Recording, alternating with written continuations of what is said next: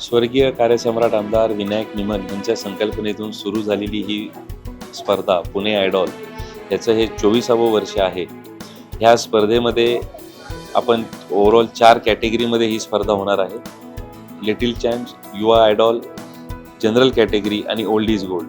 तर ह्या 4ही कॅटेगरीमध्ये ही स्पर्धा होत असताना गायक कलाकारांना एक मानाचं व्यासपीठ मिळावं, एक हौशी कलाकारांना एक मानाचं व्यासपीठ मिळावं म्हणून ह्या स्पर्धेची खरं सुरुवात झाली आणि आज पाहता पाहता त्याचं 24वं वर्ष आहे.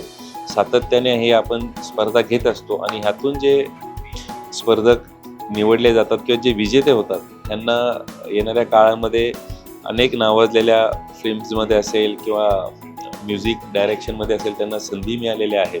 तर ह्या पद्धतीने आज एक व्यासपीठ जे उभं झालेलं आहे त्यामध्ये मी आपल्यामार्फत आव्हान करू इच्छितो सर्व पुणेकरांना, महाराष्ट्रातल्या नागरिकांना आणि आता ज्या पद्धतीने आता वाढलं आहे लास्ट इयर तर म्हणजे UP आणि मध्य प्रदेशमधून देखील ह्या स्पर्धेला भाग घेतला होता नागरिकांनी.